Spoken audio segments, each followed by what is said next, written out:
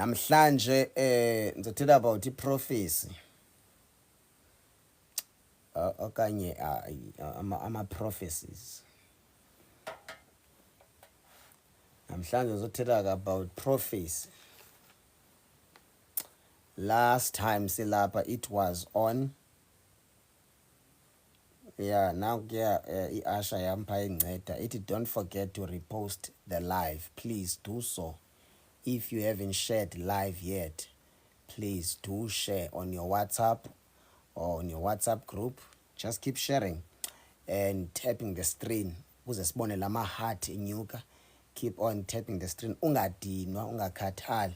Ukuze nabaninzi uNkulunkulu asiphathele nabanye abantu egameni lenkosi uJesu waseNazaretha. Amen. Wow. Unyaka bazalwane uyaphela unyaka. It's almost the end of the year. Sesomvala u2025. uNkulunkulu uze wasigcina wahamba nathi kwaze kwade kwaba namhlanje.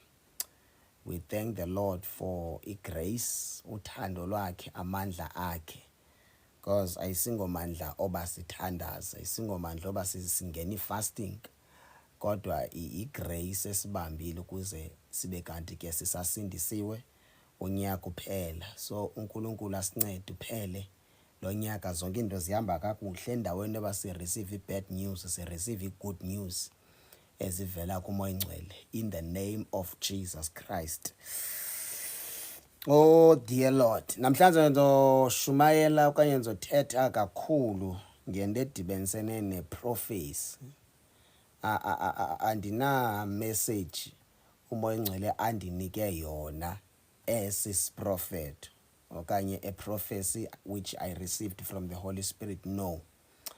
But I'm here tonight to challenge you, especially kwinto edibenisene neprophecy. So ngizongena kula office ke yaba prophet namhlanje ebusuku. I'm gonna speak a lot.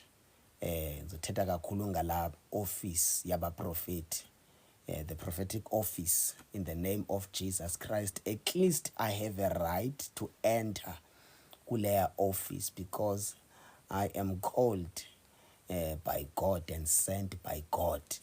Ndiyangena kwi-apostolic, ndiyangena kwi-prophetic, ndiyangena kwi-evangelical, ndiyangena kwi-pastoring, ndiyangena kwi-teaching.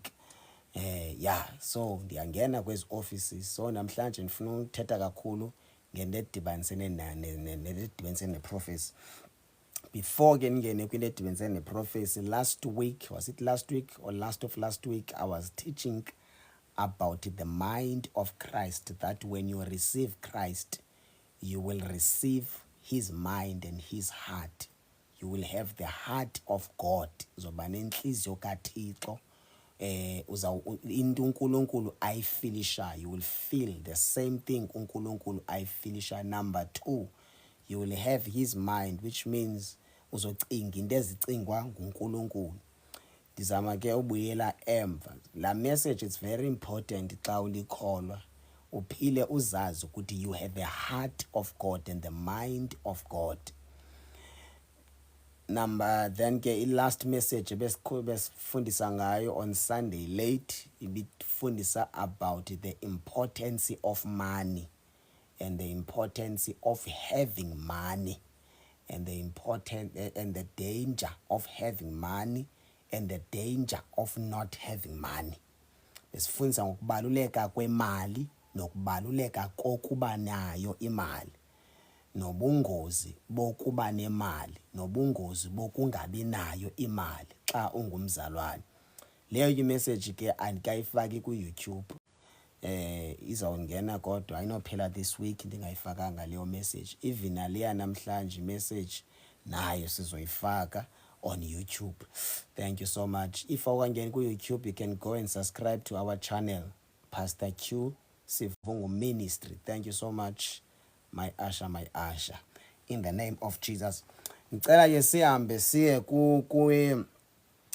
ama scriptures engizofundisa kuwo. Number 1 ngu2 Timothy chapter number 3. 2 Timothy chapter number 3. 2 Timothy chapter number 3. I will try to read in English and in Xhosa.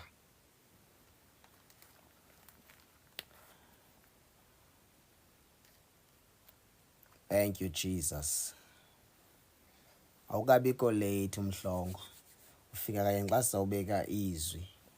Thank you so much for joining us tonight in the name of Jesus. It's raining up at Durban, but ke network noko ayisihluphi. Father, in the name of Jesus, we thank you. Izwi lakho liyaphila, thetha ngalo ebusuku in Jesus Christ's name. Amen. Number 1.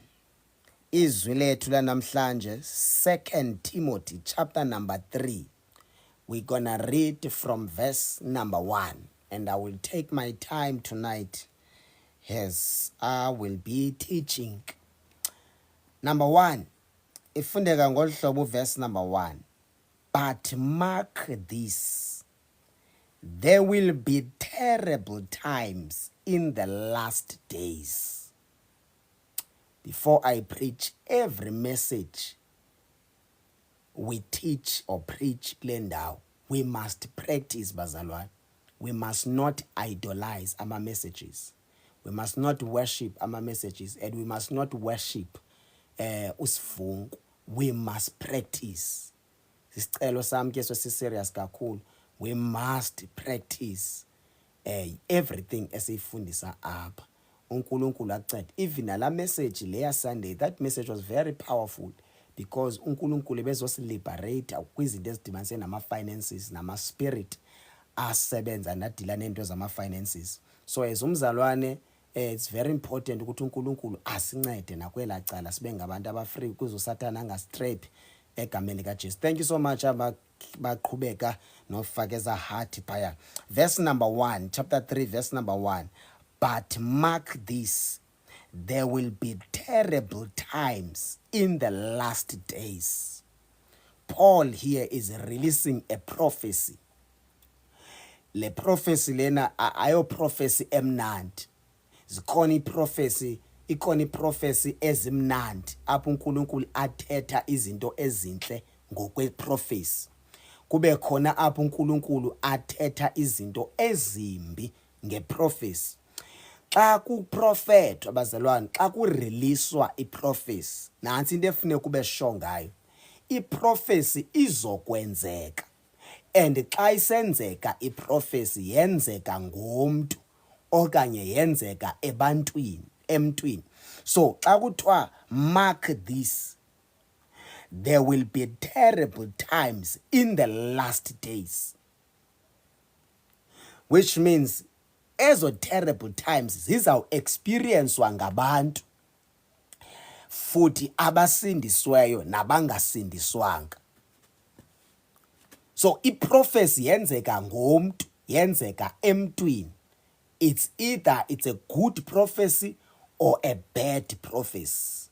Isiprofeto ke siyakwazi ukwenzeka unless umuntu esizokwenzeka kuye isiprofeto esingekho right ahamba ukhala kulo ozise isiprofeto, which is umoya engcwele, athi Baba have mercy on me, this prophecy shall not be fulfilled phezu kwempilo yami. Ngizothandaza ngizokhala ngizokhancelisha ukuthi leni prophecy ingakulinge yenzeke ebomini bami. Now njengoba apha uPaul eboniswa nge-last days, kuthiwa iintsuku zokugqibela will be terrible times. Will be terrible times. Ithi ngesixhosa kucace mhlophe ukuba imihla yokugqibela iyawukuba ngamaxesha anzima. Sithi isixhosa, uPaul uthi kucace mhlophe ukuthi kwimihla yokugqibela iyawuba ngamaxesha anzima. Ngapha kwesingesi kuthiwa it will be terrible times. It will be terrible times. Yebo, iyawuba ngamaxesha mabi. And these terrible times, whatever esizayifunda nesoshumayela sifundise ngayo namhlanje, zizinto ezizokwenzeka ebantwini. These things will be experienced by people, whether born again or not. That's why ndisithi ke ngoku xa kureleaswa prophecy, it's very important to pray. Don't prophet ususithatha light. Ayikho prophecy efuneka uyithathe light before ndingene deep kuma scripture. Makusiza prophet esirongo ngawe okanye ngefamily yakho, hambothandaza kuNkulunkulu ucancelishe eso prophet ukuthi singenzeki, especially if prophecy right evela kuMoya Ngcwele. Remember before ndike ndafundisa before ngale office yobuprofeti, ndathi kukhona ukuprofetha ngamaphupha. Uthi xa ulele ube nezinto ziphuphayo okanye unikezwe imibono, sisiprofeto esichaza into eyenzekayo okanye into esozokwenzeka. It's something happening like right now or something that is coming, whether izawuza ngephupha okanye izawuza ngombono. Even uDaniel wayengumprofeti owayebona ngamaphupha even nangamibono. So iphupha, a dream, it's a prophecy. I-vision, it's a prophecy. Ubonisa into ezokwenzeka, whether it's something bad or something good. Abe khona umprofeti obonayo spiritual, abe sechaza iziprofeto ezo aziboniswa nguMoya Ngcwele. Anduzide ndibachaze bonke abaprofeti. Abe khona umprofeti osensayo, prophet who can sense ukuthi ikhona into ezokwenzeka okanye mhlawumbe athi ukho umuntu ogulayo. Njalo njalo ngifuna uhlale la ndawo ethi prophecy iyathandazelwa, and ufuneka ube serious xa uthandaza ngesiprofeto, because hey, mna ndiyibonile kule minyaka ndisinsi ukuthi siyenzeka isiprofeto ngomntu, and yonke into edibenise neprophecy yenzeka ngomntu. You understand, ne? So if ke kureleaswe iprophecy bad about your life, you must pray, cancelishe yonke loo nto. If kureleaswe iprophecy enhle about your life, that you will be a pastor, you will be a prophet of God, you will be what you'll be a businesswoman, you will have a lot of money. Lonto, which means prophecy, xa kurelease prophecy over your life, it's like you have declared a war with the devil, because uSatan will fight by all means ukuthi lo prophecy ingakulinge yenzeke. Noba kwaprofetwa kwathiwa you will be used as a prophet of God in the last days, uSatan uzoyifightela uba loo nto ingazi phumelele. There will be serious attack ezizofighta iprophecy. That's why xa kurelease prophecy over your life, don't just celebrate.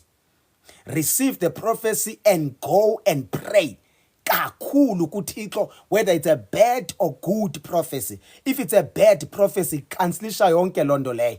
If it's a good prophecy, pray ukuthi uNkulunkulu lento yenzeke, and uNkulunkulu akunikeze wisdom namandla okwazi ukumelana with challenges that will come with the prophecy. Yebo? Oh dear Lord, I hope ibandla likhona and liyeva, ne? Ngegama likaJesu bendike mandingene apho. Nansi enye into endifuna uyi-understand iproof yoba ii-prophecies ziyenzeka.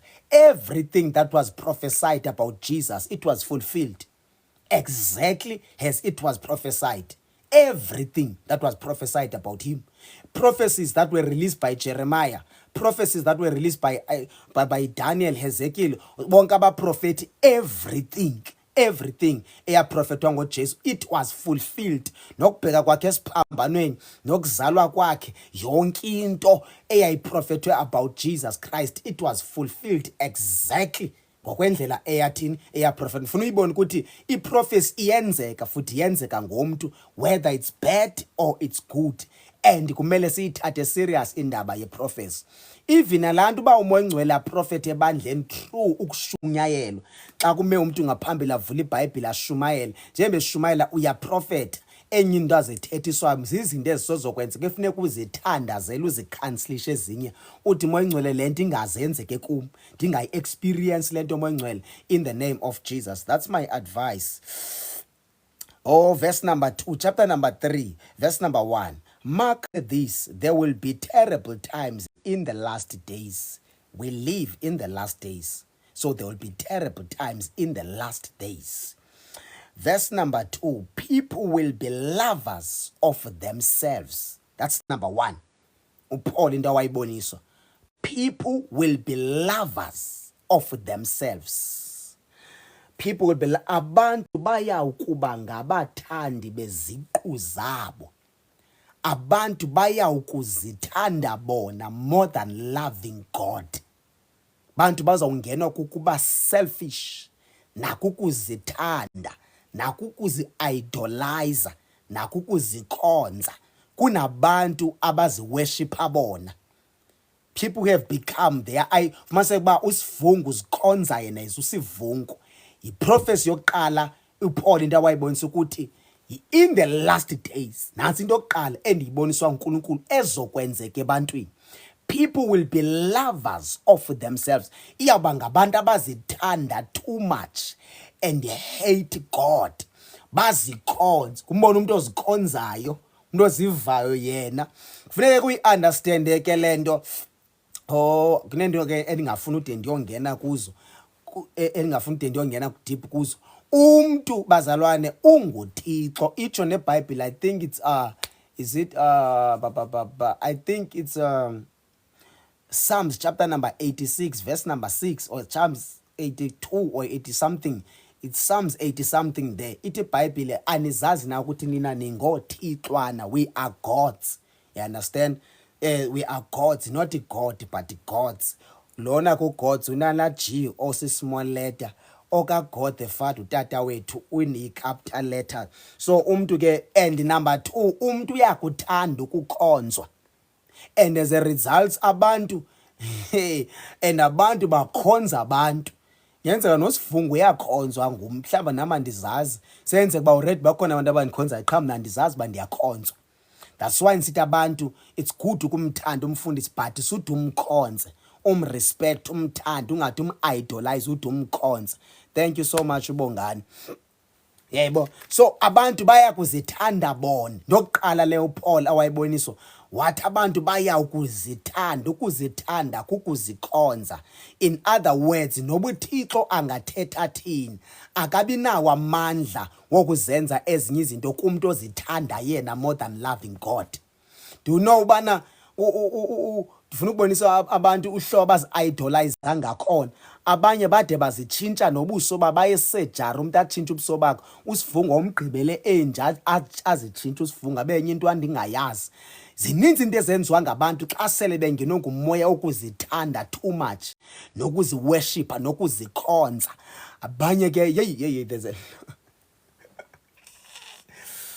ininzi into eyenzekayo umuntu xa sele ngenwe kukuzithanda. Ngegama likaJesu waseNazaretha kunenamba ebhalwe eBhayibhelini ekuthiwa ngu666 kuRevelation chapter number 13. Yabona la number ka 666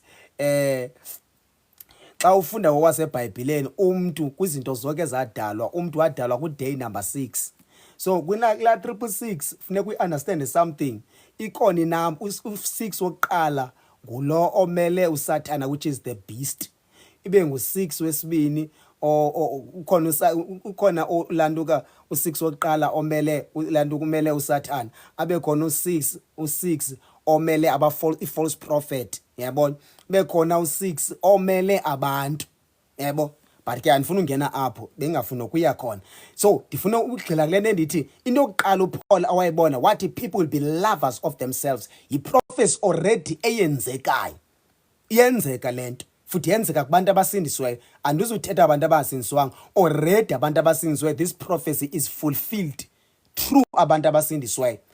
Lelo funeke ngoxa ujonga ufunda iBhayibheli nama scripture nama prophecies uzijonga ukuthi Lord ingaba le prophecy yenzeka futhi yenzeka ngami. Ngexesha uPaul wayeprofeta wayebona nami kule prophecy. Yebo. So azothi number 2 lovers of money. Izoba ngabantu abathanda imali. Jonga ke in the last days uhlobo abantu abayithanda ngakhona imali. Uhlobo abantu abayikhonza ngakhona imali. People are willing to die for money. Most abantu abafayo bafa because of money, because people love money.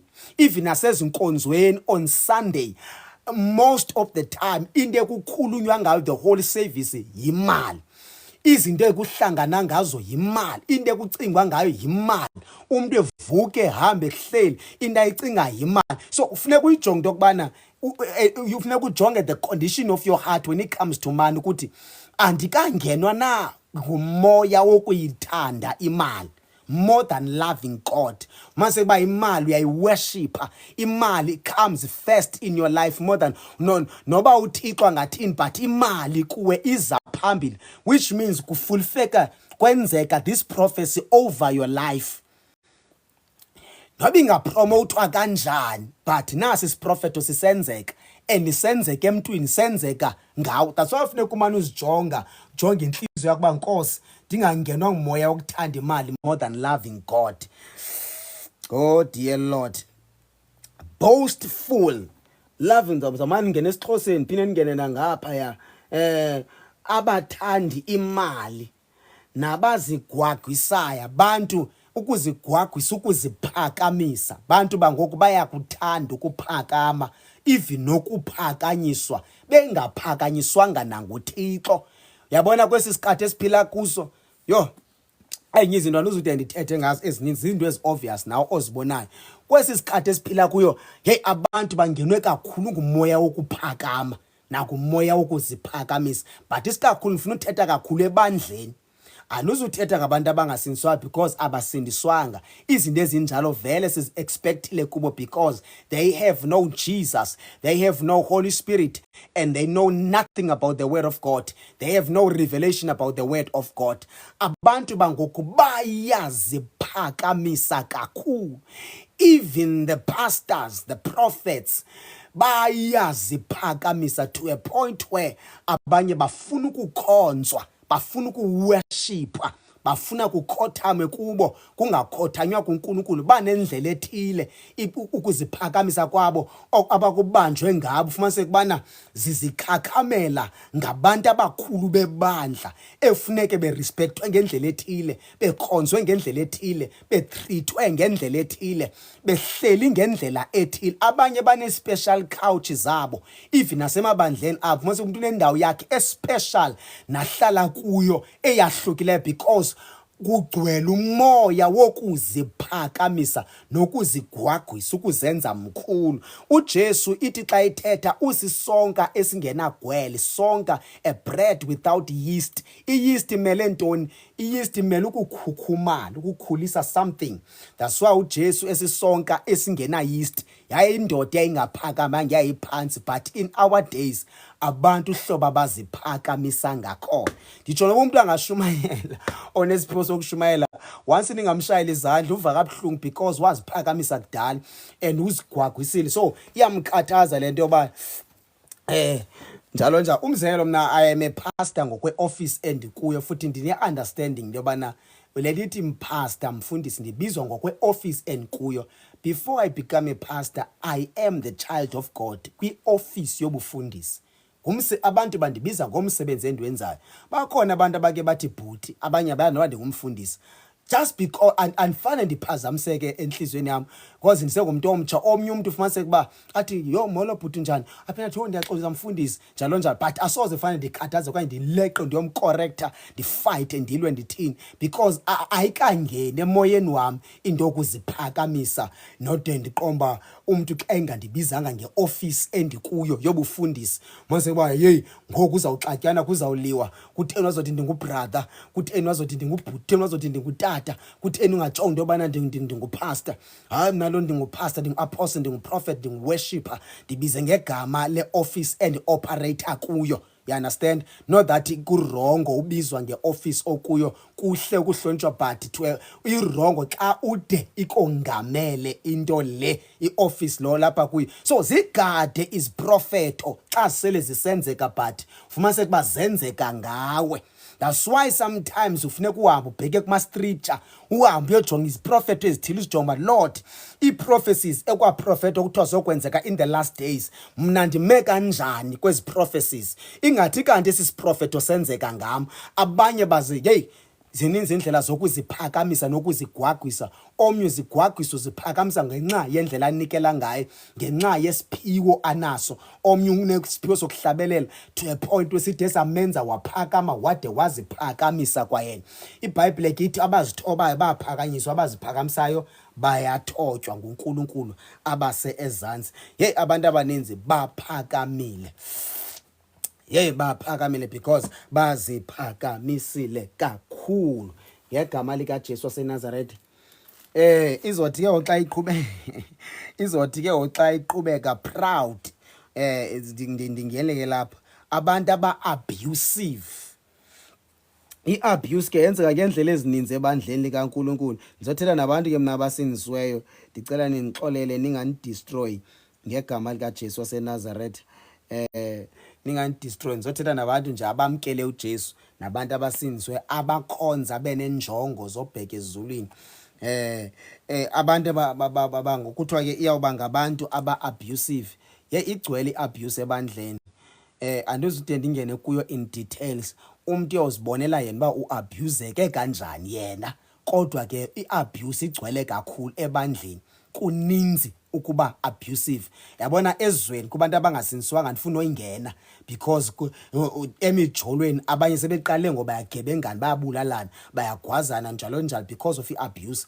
Nasemitshatweni abantu abangasindiswanga uyazibonela nje iabuse. Andisude ndingene pha, kodwa nalapha ngaphakathi ebandleni likaKristu igcwele iabuse, even nasemabandleni nasebandleni ininzi, yenzeka ngendlela ezininzi, na emotionally, na spiritual, na mentally, na verbally, even na physical yenzeka iabuse. Kuninzi ukuabuseka, na financial, kuninzi nje iabuse egcwele ebandleni, kuninzi ukuabuseka kwabantu. Kufuneka usijonge sisiprofeti ukuthi asenzeki napha kuwe okanye asenzeki ngawe na.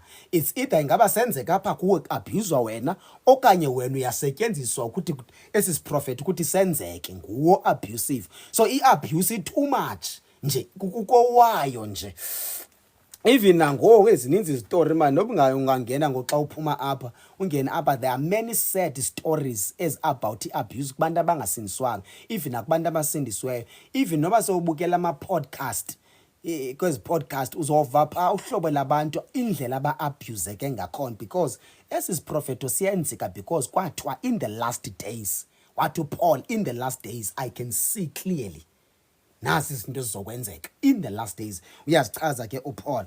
Andifuna uhlala kakhulu ke kwezinto ezi. Disobedient to their parents.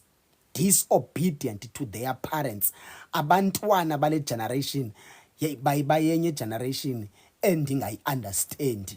Nama I'm still young, but it disobedient too much. Ndiliyeke la cala likaNkulunkulu loba si disobedient to the Holy Spirit.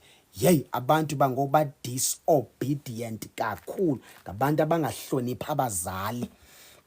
Yayibona, baya kuba okay ke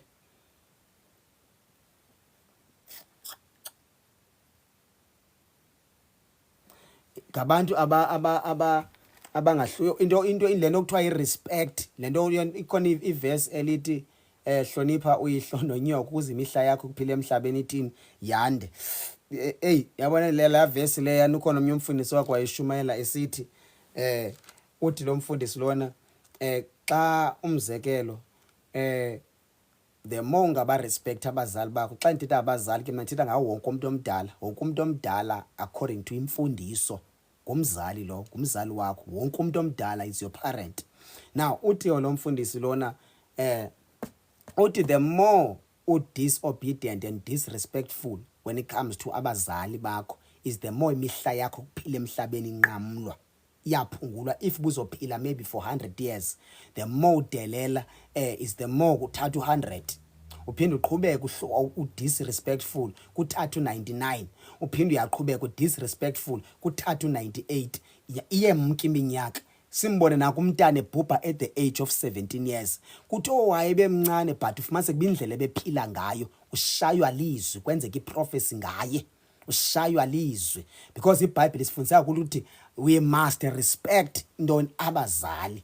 Khange kutshiwo ke into yokubana xa babe njani ukuze siba respect, because abanye abazali shem they don't deserve irespect, but if nesiba respect benjalo asinoyibaleka ukuthi kunzima sometimes ukumrespect omnye umzali because wenza izinto ezizinhloni. Bangajonga yo umama wami xa enza izinto nkosi yami nami ndinenhloni kuzokuthi ngumama wami lo. Utata onizalayo xa enza izinto nami ndinenhloni zokuthi ngutata wami lo. Yenxa nami ke ndiphuma kwi-family enjalo where I was so ashamed about my own father because of indlela wayephila ngayo nezinto awayezenza ndandinenhloni ukuthi utata wami because of indlela esenza ngayo. So kuyingozi ukudelela noba disrespectful, ungakwazi ukuhlonipha abazali. And le generation yethu uNkulunkulu masincede sikwazi ubuyisa respect even nasemakhaya. Imisebenzi ebininzi masiye kuyinika abefundisi. Fumanise kuba umfundisi sifuna umenza isigebenga. Umntana xa emosha endlini kuthiwa ukureport pha kumfundisi. Yebo, wena qeqesha umntana wakho, you must train and discipline your child emzini wakho, umfundisise, umfundise indlela zikaNkulunkulu and umqeqeshe, umdiscipline according to the word of God. Because umfundisi unowakho umsebenzi efuneke wenzile xa efika enkonzweni, kodwa nawe njengomzali unomsebenzi wakhe efuneke wenzile ebantwaneni bakho. And umntana wakho qalisa ukumqeqesha semncinci, mayingapheli into yokudiscipline umntana ngokumshaya apha emzimbeni. Akhona amadimoni aphuma xa ubiza igama likaJesu, akhona amadimoni aphuma ngoba uthatha uswazi umshaya umntana apha emzimbeni, athi aphuma amadimoni ahambe, aphuma ngoba umshaya. Itsho neBhayibhile in the book of Proverbs ithi umqolo wesidenge wolulwa ngenduku. So ukuze abanye abantu babhadle benze izinto ngendlela eright, funeka umshaya apha emzimbeni, umbethe. Yebo, umbethe apha emzimbeni. So abazali ke baziyeke ezo zinto. I'm not sure ba influence kakhulu yimedia, ba influencewa ngo-generations, ozalo and everything. Mayingapheli lanto, landlela esakhuliswa ngayo, landlela yokuqeqesha abantwana, even nokubafundisa ke, because ikhona la novela uligqizo ubethela into okhange uyifundiswe, into omajonga ndi-understand kwalo ndiyibethelwayo.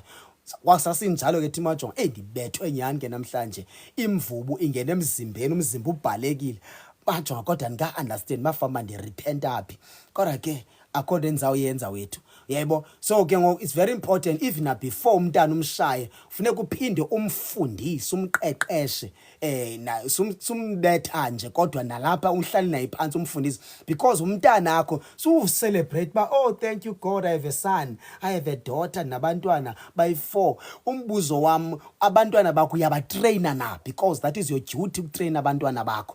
Because uSathane uzabatrain estradweni, uzabafaka umoya wakhe, uzabafaka zonke izinto ezi.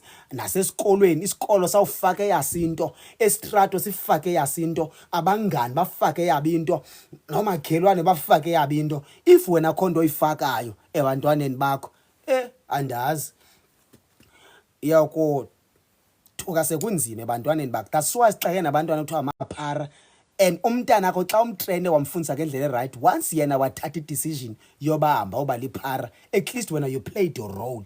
Even before God ungakwazi ukuziphendulela, because nabazali basezophendula ngabantwana babo before God, indlela abantwana bakho bakhulise ngayo, because you are the pastor ebantwaneni bakho, you are the shepherd. uThixo uthembe wena ngabantwana bakho, akathembanga umfundisi wakho, thembe wena uNkulunkulu ngabantwana bakho. You are the one okusuppose ufundisa abantwana bakho. So masibuye ezanto zama-family values, ezanto ukuthi bonke abalapha endlini by 6 o'clock funeka babe lapha. Xa ubuye esikolweni ndizipha incwadi, ujonge i-homeworks, i-follow up and everything. iBhayibhile iyafunda, masithandaze ensonkeni, singena i-fasting as family, uqala kutata. But ezinye zezinto ke ezibangele eziziprofetha ukuthi zikwazi bazenzeke ezi, abantu abaninzi abathe bafela kakhulu ngodada. Yile nto vele bawashiya amakhaya, bashiya amakhosikazi nabantwana. Mase kuba umama ke akakwazi udlala la role yoba ngutata, because akangutata, akanayo la voice, akanayo la authority, akanayo la wamandla wokwazi ukukhulisa abantwana ngalandlela right. So uSathane ke uthatha i-chance ke ukuthi aphushe ukuthi ezinye iziprofeto zikwazi bazibe fulfilled. So ke ndiyalumkisa ke kubazali, ndilumkise nasebantwaneni. Noba ungumntwana uyarespect umzali, noba unjani uyarespectwa, umrespect noba uyadakwa noba unjani, kodwa makayazi uba uyamrespecta. Number 2, uyamthanda. Yebo, kodwa xa ubona kuyabheda ke ufuna ipeace, ungakwazi uhamba uyozihlala, especially xa i-age ikuvumela, uhambe uyozihlala umane uvisitha ekhaya. Zezinye izinto ezibalulekileyo xa ubona uba kuyabheda for uba ndihlale kule environment i-toxic kakhulu for me, inendlela eni-affecta ngayo in my spirit and in my life. So khawuthi ndihambe nje ndiyozihlalela, ndizirentele somewhere until uNkulunkulu ade andincede ndide ndibe nezinto zam. Hayibo, amen. I hope ibandla lisekhona. Abantu aba-ungrateful, abantu bale generation ngabantu aba-ungrateful, abantu abangenambulelo, abantu abangenawo thank you, abantu abangabonki, abantu bangoba ungrateful kakhulu bazalwane, ba-ungrateful kakhulu. Ngicela ke ndenze umzekelo, ndake nashumayela kwenye indawo endandishumayela kuyo phaya. Yabona uNkulunkulu wanifuna oxoxa wayenisebenzisa kakhulu uNkulunkulu phaya. Hey, I was praying a lot, fasting, evangelizing, preaching, teaching, and ibandla lakhula fast. Ye uNkulunkulu enginceda kwenzeka izinto ezininzi. Umoya oNgcwele wa provider izinto.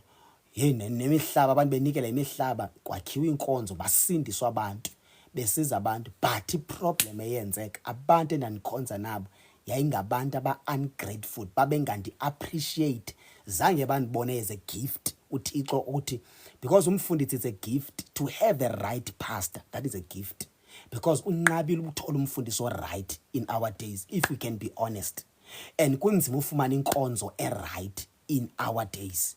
So indlela babenditreata ngayo abazalwane, they were so ungrateful. Ndafumanisa ukuba hey, indawo ezingaka i-risk dilwa namadimoni ale community, amadimoni ale province, amadimoni ale town. Umoya oNgcwele ndibonisa many things ndisilwa nazo, fighting many spirits, ndisilwa nama-battles abo, nama-curses abo, nawe family zabo. Ndibathanda, ndibanikeza uthando and everything, but be-ungrateful. Indlela ababenditreata ngayo, it's like hey, andifuna usebenzisa igama angekho right. To a point where I took a decision ukulishiya elo bandla. Yebo, ndathatha i-decision linento yonke, ndaqomba I'm taking a decision to leave kule ndawo. Ndashiya laa ndawo, ndashiya inkonzo, ndashiya nabantu. Ndathi ofuna ukukhonza nami uyakundilandela, uyawuya kuloo ndawo. Ndabe sendisiza bePine Town ndizoqala uzoshumayela kule ndawo, because in my spirit, in my heart, ndandilimele too much, bandilimaza ngeendlela ezininzi. But ke kuyo yonke lonto le umoya oNgcwele wanisiza kakhulu, because ndathola wisdom eninzi. There's a lot endaye ndayifunda. Ngoku ndizama uvesi nethi abantu bale generation abanayo thank you, abakwazi uku-appreciate even kwa uba ngumfundisi ngoku. Jonga umzekelo, njengoba mna ndishumayela apha, abantu abalapha bayi-230 right now as bandishumayela. There are 230 people abalapha. Do you think uSatan uyacelebrate onke amadimoni aleqa abantu abayi-230 ndiyitarget kubo namhlanje kuloo madimoni lawo? You understand? But still uzofumaniseka ukuba kwa abo bantu abo oziswe kubo nguThixo as a gift, ngabantu aba-ungrateful, abaku-appreciate ubukho bakho. So laa nto nawe inendlela ekulimaza ngayo. Omnye aka-appreciate indlela abazali bakhe abamtreate ngayo. Abantu masibe ngabantu namhlanje kunzima even kwa ukwenza umsebenzi we-righteousness, ukunceda abantu, just to be righteous, wenza izinto ezinhle for abantu, because abantu ba-ungrateful. Even kwabazalwane ba-ungrateful, abanawo thank you. Bangajonga lo mzalwane beningafuni into ingabo, engafuni noba ndiphakamisa ndipraise, but just to thank you. Laa nto zibonakalisa ukuthi ndiya-appreciate, ndiya-recognize le nto yenzileyo. So abantu bangoku le prophecy yenzeka kubo ngabantu aba-ungrateful, abanayo thank you. Abantu bangoku, umuntu osenayo thank you, siyambonga kakhulu uNkulunkulu ngawe, uyigcine Lord, which means ayenzeki le prophecy ngawe. Umuntu oseno thank you, umuntu osenombulelo, umuntu osakwazi ukubonga. Akho kwa respect kule generation, aku-respect abefundisi, aku-respect abazali, nabazali abaze respect, nabefundisi abaze respect bona. I-respect into engekhoyo nje, thank you into engekhoyo. Izinto andiyazi nje uba yi-generation enjani le esiphila kuyo egameni likaJesu waseNazaretha nasezulu. Into azawungena ngevotsho, into azawungena ezulwini ngevotsho uba ha, inewale liphi elizulu, siyawungena kulo ngevotsho. Yebo, kwasenkonzweni bakajonga ukho sure whether inkonzo okanye kusepatini. Zikhona inkonzo vele uba uthiwe bekumnandi Sunday, xa bangajonga I'm not sure whether bekusenkonzweni okanye bekuseklabhini. Uba ngajonga there is nothing endithatshayo kobu bumnandi abathetha ngayo. So yenye generation le, kunabantu abadala kakhulu abasaphilayo, abenza imithandazo, abaphezi bathi Lord take me, I'm tired ukuphila kule generation. Yenye generation le engakwazi ukusurvive kuyo. I'm telling you, even Paul, who was releasing these prophecies, cannot survive in this generation. Paul cannot survive in this generation. Amadimoni ale generation a-upgrade kakhulu. Nditsho nobaba uBhengu aba sithetha ngabo, bonke abashumayeli bakudala, they cannot survive in this generation because baphila kwisikhathi esasinzima kodwa not esifana nesi. le generation enkonzweni uPaul uzoyichaza lento awayibonile entertainment yabo because akusekho fear of God. Entertainment iyo replace joy of the Holy Spirit ebandleni. Asiqhubeke bazalwane in the name of Jesus. Unholy yava namhlanje, that's why ushunyelwa ngayo holiness kuthi abantu bale generation yethu it will be people who will be unholy, abantu abangekho ngcwele, abantu abawukhonza bengekho ngcwele. Yo Nkosi yami, when it comes to indaba ye holiness yoyilusizi indaba ye holiness. Yabona indaba ye holiness lebandla lika Kristu, it's a pain. Xa uhlala phansi uimaginate uhle nomoya ongcwele, xa uyazi holiness uyiexperience lento okuthiwa yiholiness yokuphila impilo engcwele, unqatyiwe ukuphila ngcwele. Le verse yenzeka le prophecy, abantu abayifuni holiness, abazalwane they hate iholiness, baziprotecta ngegama elithi you are judging me, sukundijaja. Understand? Kanti iBhayibhile iyasinika iright ukuthi sijajane ebandleni ngokwendlela esiphila ngayo nendlela esenza ngayo. Iholiness andifuna ukuthi abazalwane uqala from leadership ukwehla ubheke ezantsi. Iholiness yinto engekho, that's why ugcwele amanyala. Xolisa usebenzisa la magama. That's why ebandleni kugcwele amasikizi, izinto abangajonga. That's why sometimes and blame abantu abangasindiswanga nje besoyika ungena enkonzweni, because enkonzweni holiness ayikho. Ushiya umjolo ngaphandle ufike uzowuthola enkonzweni and upromote epulpit umjolo lokubana no man, at least you must have one boyfriend or at least one girlfriend. If akekho right mshiyele uphinde ujonge omnye. Bushwe indoda ngeke navenye itrend uthi ushwe indoda hamba uzophinde uthole enye. Yebo, iholiness inqabe kakhulu. Ngumshumayeli, ngumuntu one authority yokufundisa ebandleni, but ufaka idemon because kwasayena akekho ngcwele. So ubungcwele into enqabe nabelungu. Ikhona le tendency yobona ingathi abantu abamhlophe bangcwele njalo njalo. Hayi, abantu abamhlophe ngabanye ngabona abantu when it comes to holiness bashayeka kakhulu ke bona. Yabona abantu abamhlophe yabona badonsa nzima. Yabona iholiness kenye game. Yabona, I will come back for a message of holiness where I will be teaching holiness in details. Not just to sebenzisa igama elithi holiness, where I will be teaching about holiness in details, opening scriptures. Abanye bazomshiya lo live mhla singena deep kulo topic, I'm telling you. Abanye bazo resign ukuqhubeka nokuattenda le service mhla singena deep kwindaba yeholiness. Xa if iholiness awukayiphili, which means lanto kuthiwa abantu in the last days will be unholy, which means esa scripture siyenzeka ngawe. That prophecy is being fulfilled through you. Yenzeka ngawe la prophecy. That's why a move of the Holy Spirit see act, because most of the times I act in move of the Holy Spirit. Inqabe kakhulu move of the Holy Spirit ngokwendlela ya actwa ngoku. They act ngongathi nakho umoya ongcwele sebenza. Yebo, abanye bamkhawulela bamleqa phambili bengathi nguye. Yebo, ininzi lenze le generation kuyipain. Sometimes ngeke ngingabablame abantu abahlale phansi baye kukhonza sometimes because of kunqabe Nkosi yami. Kugcwele umoya wokuphapha, umoya we-entertainment, umoya lokhu umoya wezwe. Yonke into yazi ezweni nje ikhona ebandleni. Soze bazalwane sifake ivotsho ebandleni. Ivotsho ebandleni sithi sidonsa abantu abatsha, sidonsa abantu abangasindiswanga, which means susibe ni weak kakhulu. Ni weak plus noThixo wenu apho. Owenu uThixo kuza kwazi udonsa abantu, udonswa ngilivotsho. Udonswa ukuthatha into zasezweni sizofakwa apha ngaphakathi. Kuthi asidonsa kufuneka abantu bazo basibone ukuthi asibophekanga si free. Hayibo. Njani? Abantu bezwa beko free, zi-prisoners eziya. Which means nawe uyi-prisoner noba uthi usindisiwe. Wenza izinto zasezweni, into zase-Egypt. Ayo when it comes to holiness kubhedi kakhulu ebandleni kaNkulunkulu. Masiwayeka amabandla, ndicela uwayeka amabandla. Ndicela uve ndithi umzalwane ngamnye khawuzijonge ukuthi esi scripture senzeki napha kuwe.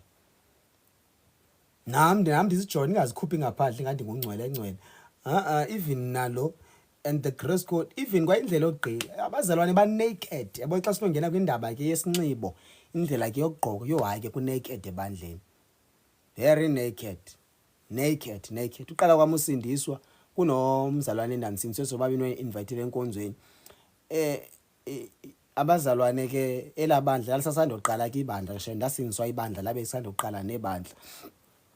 So ngoku understand I must akabikho mali kahle ke xa ibandla liqala nabantu abasandosindiswa abanye banamali kahle. I want to tell you something. Sasithi thina xa sifuma enkonzweni nalamzalwane apha enkonzweni sibuka intombi bazimile kanjani. Yebo bonga lo umile kahle lo akamila kahle lo unje yabona njalo emve koko xa kuphuma inkonzo uthi mina ndibona lowa athi awukaboni kahle wena ombonile lowa indlela ambile ngayo undigqiba xa igqoke saskate. Yebo so every time ndiphuma enkonzweni enhlizweni yami kune pain endiyivayo ba hey every time ndi having this conversation nalomzalwane why ndisiva kanjena. Yabo until Moyingcwele wade wandifundisa ukuthi wena ndifuna ukusebenza ndanditshilo kuwe but be careful izinto ezithilethile. Yebo jonga bazalwane ndifuna ukubonisa ukuthi iholiness inqabe kakhulu ebandleni. Manje bendiyeka indaba ye-dress code sobuya kuye yenye imini just kusenabazalwane ezifonini zabo basenegqomo. Kusenabazalwane xa befaka ifoto yakhe okanye ivideo yakhe apha ku TikTok okanye ku Facebook okanye kwi WhatsApp status usafaka igqomo ezi-backup crack. La ngoma ebhekisha le foto yakhe ayifakileyo usafaka uMaskandi, usafaka igqomo, usafaka i-deep house, usafaka i-R&B. Aka understand his spirit as operator behind le miculo, because behind yonke le miculo there is a spirit as operator khona. Uyawuzube ngcwele nini, uyawuzuza experience nini izinto ezininzi ezidibanise nomoya ngcwele. Into ezininzi le generation ayikazi uzi experience when it comes to the Holy Spirit. Abaninzi kunabantu mina bathi umoya ngcwele wenza into ethile uba ngajonga lo muntu akamazi umoya ngcwele, akamazi wazi uact. Yebo ube ne-tongues oba ngajonga hey ndiyazoyika mina qala ezi-tongues because kwa indlela aphila ngayo umnikazi wazo ezi-tongues ezindiyesaba mina ndithanda ngehlobo endiyoyika ngalezi ngohlobo endiyi-understand angakhona indaba ye-spirituality yamadimoni nomoya ngcwele. Zikhona izinto ovubona emzalwane wami khawume ngothandaza nge-tongues, khawukuthandaze ngelanguage yakho uke wenza into zokuqala repentance ukuhlambula ukuzilungisa. Because awuziva nobuthini kwakwezi tongues uthandaza ngazo. What if you are worshiping the devil? What if so that's why kunzima ukuthi uphenduke because kunamadimoni akungena the more uthandaza nge-tongues. So ubungcwele into enqabe kakhulu shem in our generation and time, whether we like it or not. Nqabe kakhulu kule generation yethu ubungcwele.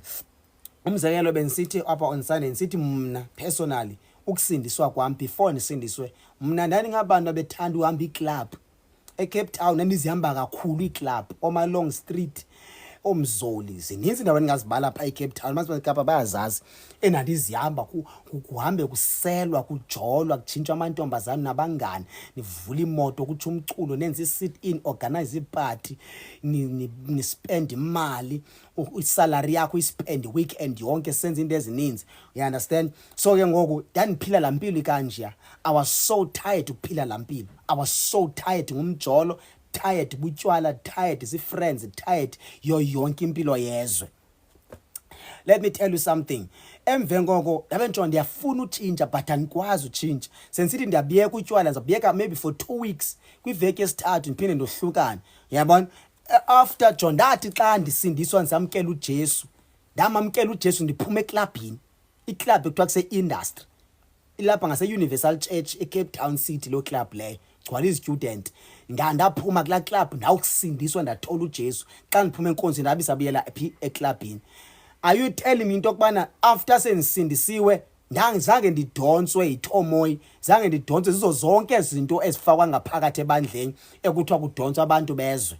yebo. So ke ngoku uzama ungixela into obana ke ngoku nam mna wasindiswa kanjalo kufuneke ndiyenze ezi zinto zezwe apha ndithi ndidonsa abantu ababefana nam.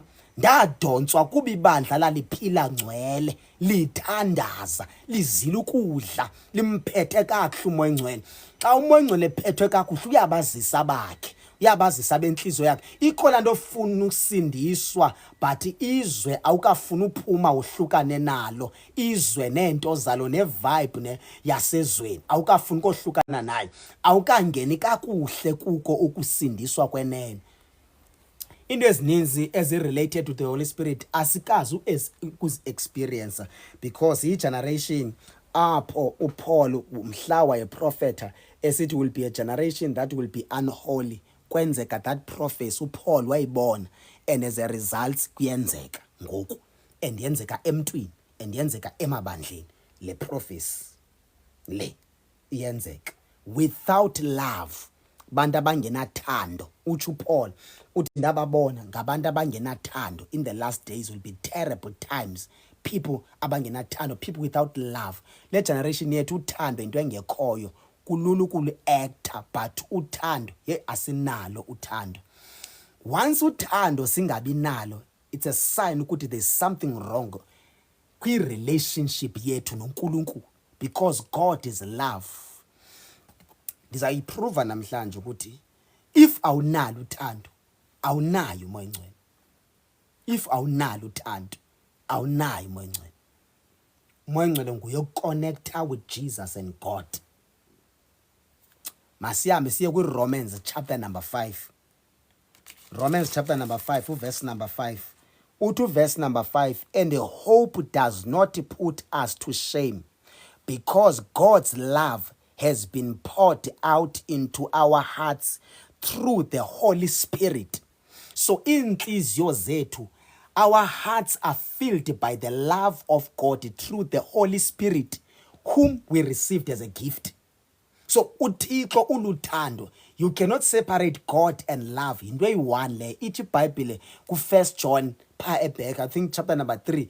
Ithi iBhayibhile God is love. uThixo uluthando. So God is love and love is God. Without God there is no love, and without love there is no God, and you cannot separate the two because that is one person. uThixo uluthando. That's why kuthiwa after sithole uJesu sathola umoya ongcwele, inhliziyo zethu, our hearts ebezikade zingenalo uthando, zine-anger, zinenzondo, hatred, nazo zonke izinto uSathane wasifake zona. The minute we receive the Holy Spirit, our hearts will be filled by the love of God. Then we will love God unconditionally. We will love abantu bakaThixo unconditionally. Asinathande line conditions, terms and conditions. Ndikuthanda ungandithandi, ndikuthanda uzibiza ngoba usisitha sam, ndikuthanda ungandifuni, ndikuthanda undihleba, ndikuthanda njalo njalo. Xa ndibhekela kuwe, ayithi loo nto andikuthandi, ndiyakuthanda but ndiyakubona you are a danger to my life. You are a danger to my spiritual life. You understand? Xa uli-experience luthando lukwenza ube noxolo nabantu bonke. Kodwa uPaul wayiboniswa about the last days. Uthi it will be people without love. Bantu abangenalo uthando. With the reason bengenathando, which means there's something wrong between bona nomoya oyingcwele. Once walekisha uthando, there's something wrong between you and the Holy Spirit. Your relationship with the Holy Spirit is not right. Awubikho choose. You don't choose who to love and not to love. Your heart, inhliziyo yakho, is filled with the love of God. Because of unenhliziyo kaThixo, you will love everyone.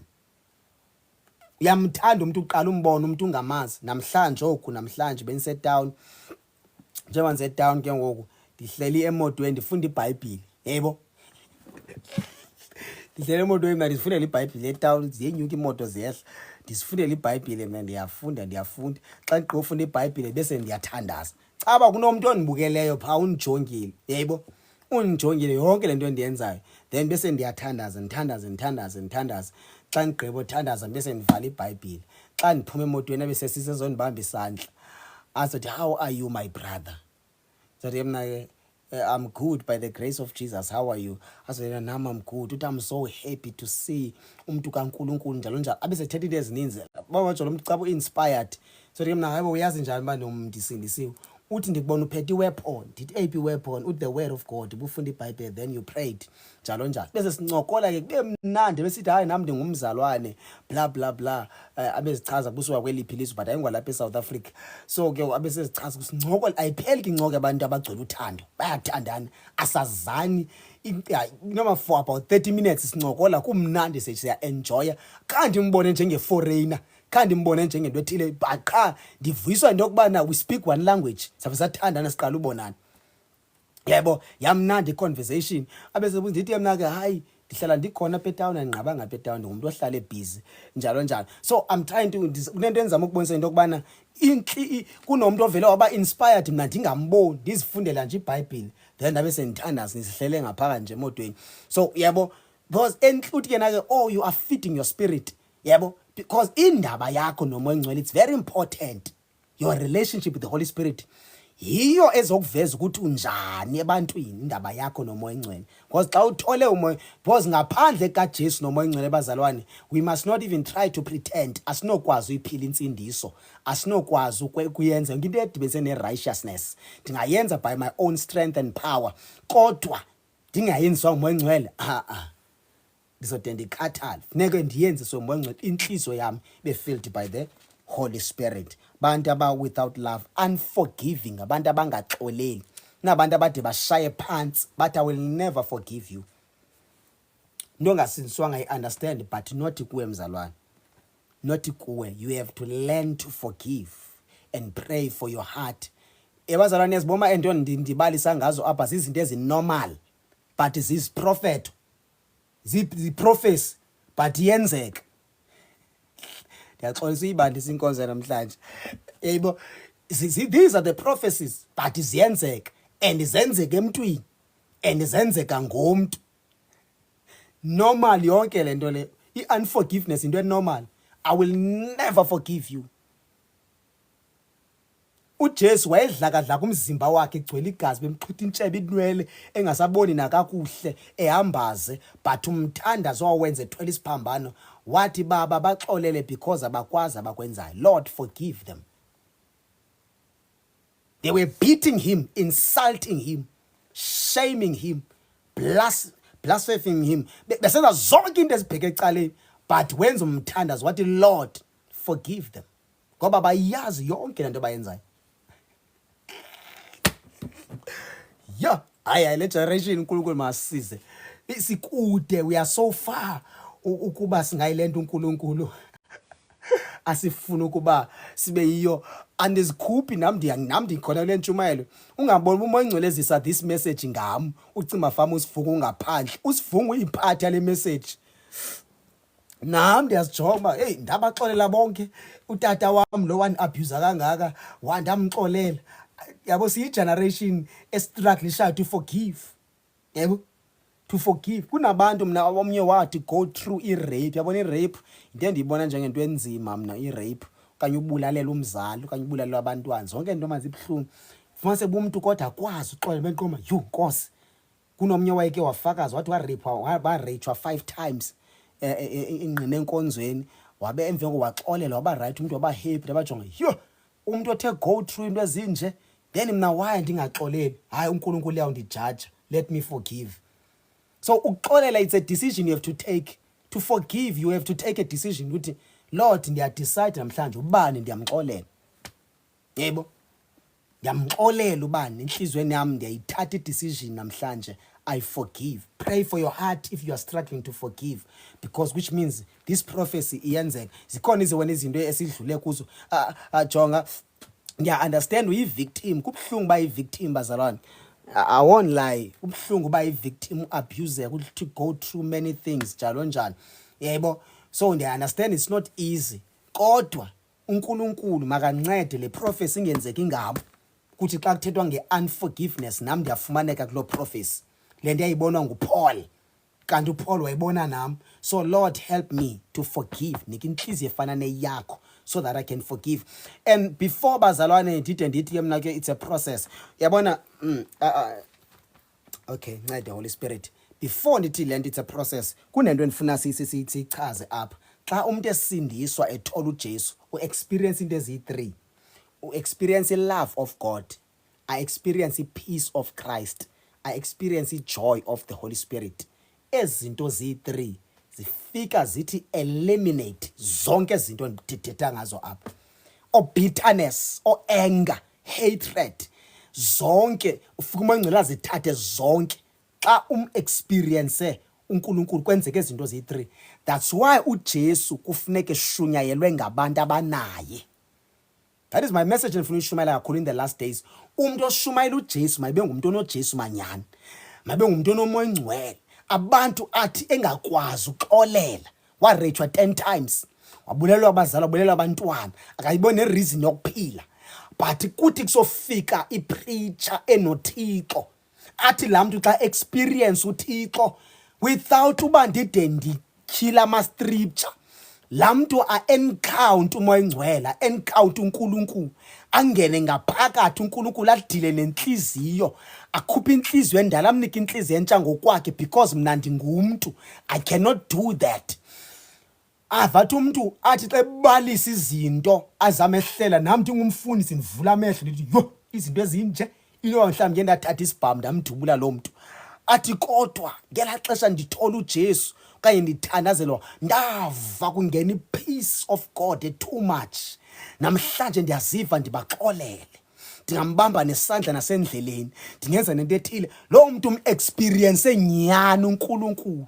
Uyabona ke ngoku le nto kuthiwa it's a process, ndiyayi-understanda leyo phase ye-process nayenzeka, but I so wish ukuthi singayi-experience ngolu hlobo indaba ye-forgiveness, ngokuthi simthole yena straight uNkulunkulu, yena uJesu owathi edlakadlaka engagqokanga lutho. Myeke la Jesu abamveza kwii-photos nakwii-movies ofake la pampas, wayengenayo ipampas uJesu lowa, waye-naked buze bakhe bonke, ihlazo lakhe lonke lalingaphandle, bembetha ebethwa nangaba wayebathandazela bephila imimangaliso senza into ezikhulu, but wenza umthandazo othi Lord forgive them, ngoba bayazi yonke lento abayenzayo. Inzima i-forgiveness, yibo, kodwa ngomoya oyingcwele yenzeka. Khona le phase endihala siyi-experience, I wish we can experience lesi vele singenwe nguye, ivele izenzekela, vele yenze ngokwakhe, akuprocesse ngokwakhe. Kwi-service eyi-1 zikhona ii-services esithi xa sikhonza uThixo asebenze. Eli xesha lethu bazalwane, the reason we struggle so much kwinto ezininzi, i-presence kaNkulunkulu siyayi-acta most of the time. Nakwi-services esithi powerful, siyayi-acta suzibe sikhange siyi-experience the real presence of God, because the presence of God does not come and go, come and go, come and go, come and go. Ufika hlala umoya ongcwele, yabo, fika nje hlala abe permanent. And once why experience uphila kakuhle, and once why experience uziva ba ubuya umva, it's a sign ukuthi uSathana ikhona into ayenzayo kwi-relationship yakho nomoya ongcwele. The devil is attacking your relationship with the Holy Spirit. The minute uziva ba hey bayabuya unforgiveness or hatred or anger, hayibo kwenzeka ntoni, laa mntu umdala wafa kutheni ngathi uyabuya, it's a sign ukuthi wena nomoya ongcwele ikhona distance eyenzekayo. Si understand ne? Oh Nkulunkulu sisixolele Nkosi sami. Without self control, bantu bale generation yethu abanayo self control. Umzekelo ngode ngumfundisi, ndicela ukwenza umzekelo. Mna uba andinayo self control, kufika inkani uko nzo attackwa ngisathana ngelast, ndiziva ingase ngingajola. You understand? Mase ba hayi ndiyohluleka, ndiyaziva ingase ngingajola. You understand? So which means ansenayo self control. Le prophecy yenzeka.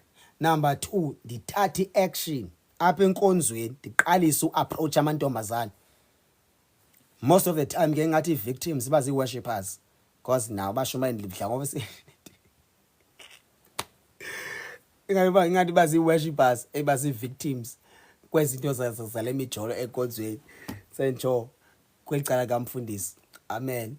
So ke ufumana sekuba hayi ndiyaphela mina zinkanuko ngoku. I self control ayisekho. Nabo sisi bakhona. Ngene ngaphakathi naye avume. Naye vele avume, which means naye le prophecy yenzeka ngayo akanayo self control. Kuthiwa will be a generation without a self control. So as prophecies funeka siziphikise zingenzeki ngathi. Ingenzeki kuwe. Bengumzalo ongena self control. Idibe normal enkonzweni bubani ujola nobani. Umfundisi ujola nobani. I mean izinto ezinormal ezikonzweni. Sibe normal as ba pastor ujola nobani. Hayibo why usaqhubeka usakhonza pha kunjalo kodwa upastor ujola nobani. Hayibo nzawe yapi? Yebo. Elo bandla elo lizawusheka mhla uJesu azothatha ibandla naye wonke umuntu olapho omdaka. Because noba wena ujoli kodwa iyakuphazamisa nokujola kamfundisi. Wesiba uthandaza uthini uzohleba nizoyihleba into nabazalwane ixoxe he umfundisi hayi ubusy nobani. Serious busy nobani ba umfundisi. Nawe ke uzaw enapha ungenwa ngala moya because ungena apha kumfundisi uzawuphuma kumfundisi akubeka isandla ungena apha kuwe uspread the more eshumayela uyaspread umoya because ukushumayela is the impartation of the spirit. Abantu bosulela ngalento yiyo yabosulela kwenzeka impartation xa umuntu eshumayela anyaza noma ngakubekanga izandla impartation iyazenzekela. Mase ibandla elithila kujolwa kanje abazalwane awukhuzwa nasepulpit umjolo wayeka nokukhuza uzawukhuza njani ewenza. Bakhona ke aba uvuboma sebeqalekiswe nyani kuSathana akhuza umjolo ejola. Ukumona umuntu lowana onesibindi somepulpit athi preach against umjolo kodwa uyajola suzibe phansi kwecase serious lo muntu. I-serious kakhulu icase embambileyo lowo. Athi abazalwane asijoli thina siphethe ivangeli namandla. Akujoli apha asiphatha phatho xa kuphuma inkonzo uzoyojola ubanjwe ikhese enzima lo muntu ngiyamsiza lo muntu ichance ba aphenduke zimbalwa kakhulu hleze noJesu adabuye and I'm not deciding but hey ubanjwe ikhese enzima umzalwane adabe njalo. Self control kuzeyisa uva umzimba uyachisa ngase ndingajola ngeni fasting. Lo nto izawubulawa i-dry fasting 5 days 7 days 3 days does not matter. Noba uzawufast ubulaleka amathamba adabe ebuhlungu vomit aba uyavomita noba kwenzeka ntoni ubulala lento efuna ukwenzisa ihlazo. There's something efuna ukuhlaza ihlaze noNkulunkulu. Wesibungu umuntu omtsha inyama yakho ise fresh igazi lise fresh xa umuntu omtsha i-teenage use fresh. Wesiba ungathi ungumuntu omtsha onqena ufast uzawuthi shu yilast izakuhlupha ilast uthi ukhangela amabandla promote umjolo. Sikhona ipastors ezithenjwe kwaSathana they promote umjolo kakhulu enkonzweni in the name of what bakhona abantu engathi ba intelligent bawona abantu ngathi bane wisdom and intelligent abanye baya trend uvele ndoda ipromote umjolo kubi famous akhonto esingayenza sinokwazi umnqanda asinokwazi ukuthi hayi kodwa mfundisi le message oyifakayo i-wrong especially kule ndawo uNkulunkulu akubeke kuyo. But ke asinawuthini kodwa uNkulunkulu ngiyambona uyabavusa bakhe. Yabavusa bakhe. Ninzi indlela zojola ebandleni. At least one boyfriend. Once umfundisi athi at least one girlfriend or one boyfriend.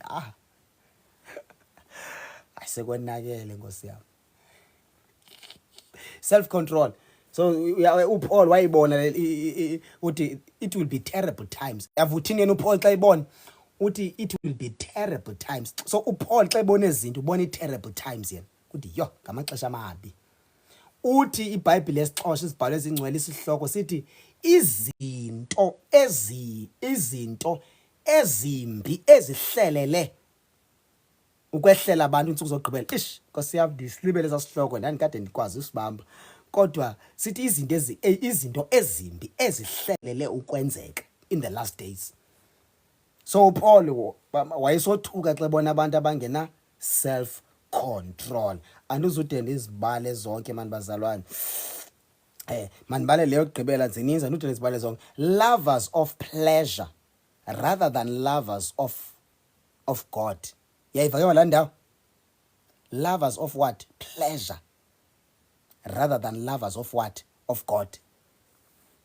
Bana bathanda pleasure, entertainment, ukuphapha, ungacontroleki, ungabi na stand, ungazinzi, Yenzeka lento. Most 90 something, 95% of the churches yenzeka straight leni prophecy. Le lovers of pleasure. Lovers of pleasure. Yenzeka straight and yenzeka kubazalwane. Straight. You, Holy Spirit. Nkosi yami. Oh dear Lord, help me, Lord. Namdisize.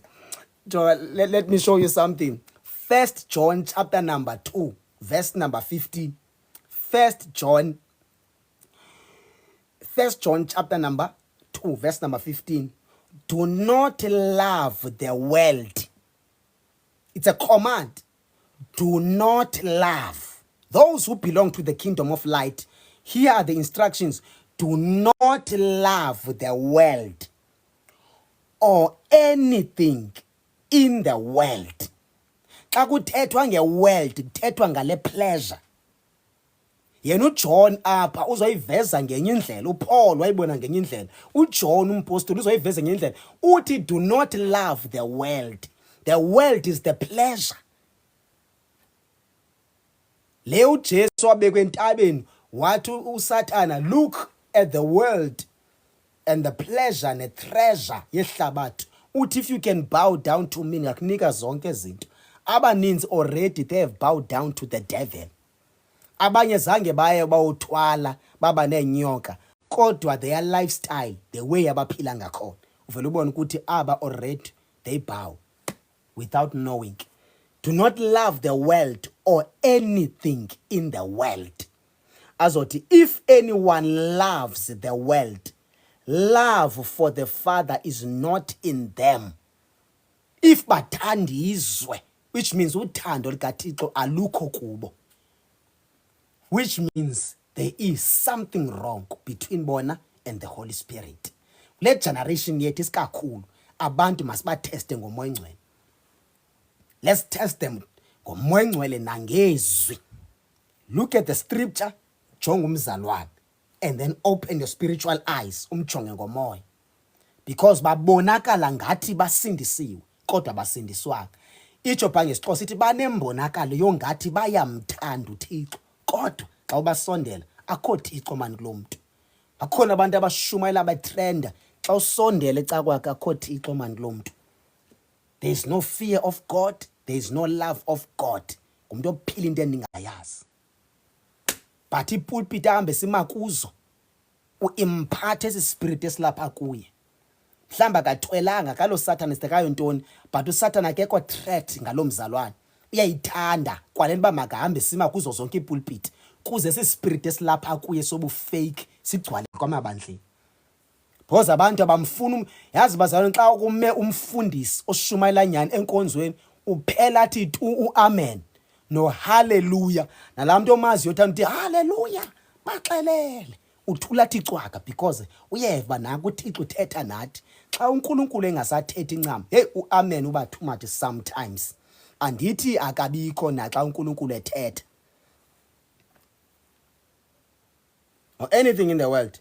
For everything in the world, the lust of the flesh, yava, the lust of the flesh, into ezikhana kwayinyama, the lust of the eyes, once amehla bona, your mind and your heart and your flesh will desire into zezwe, pleasure, yebo, and the pride of life, and the pride of white of life, Nkosi yami, comes not from the Father. Uyava, yonke le pleasure siyibona, le entertainment does not come from the Father, does not come from the Holy Spirit, does not come from God.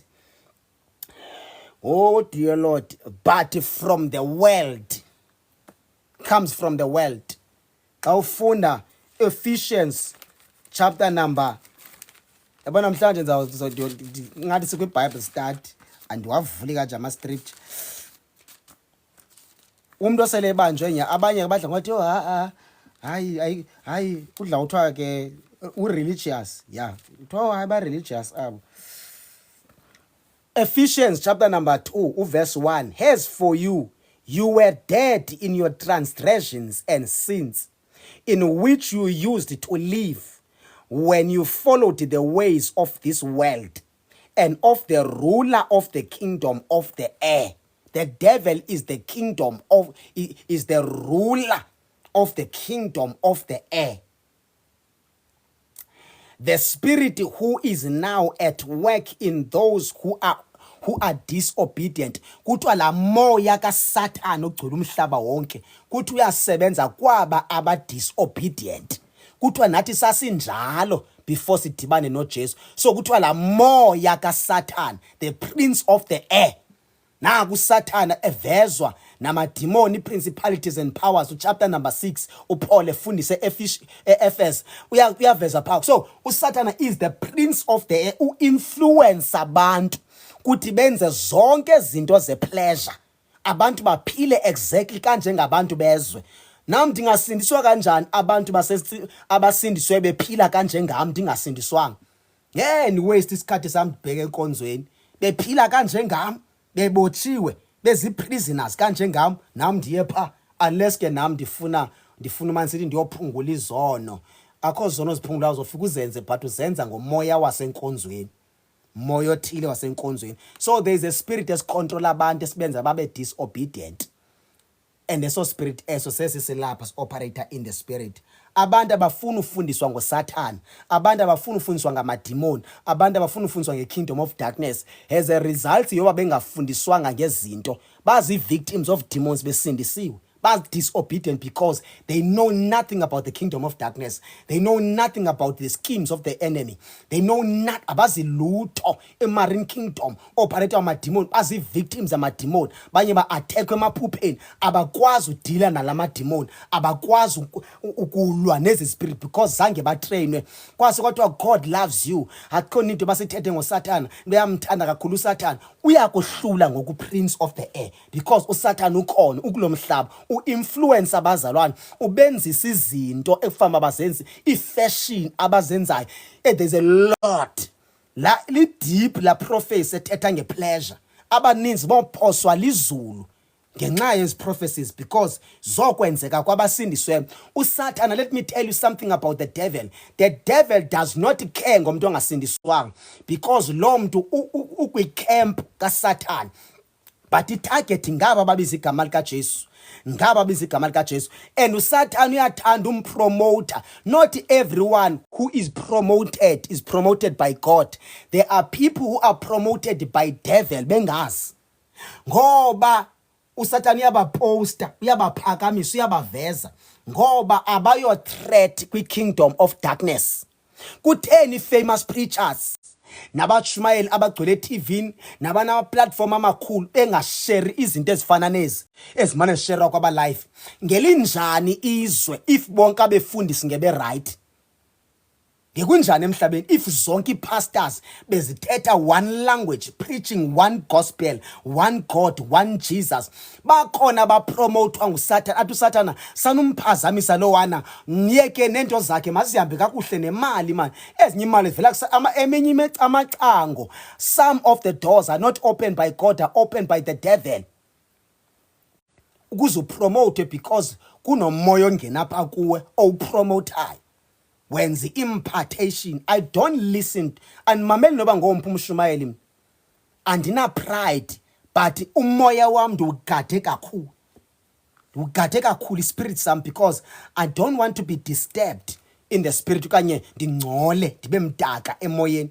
Because xa ndimamele umzekelo senzonqena wabiza ngabagama abaprofeti nabanye kabefundisi, because sometimes enkonzo ke sometimes ngelimbizela ngegama, but apha ndifuna hleze kanti ngumfundisi wakho kanye ngumprofeti wakho.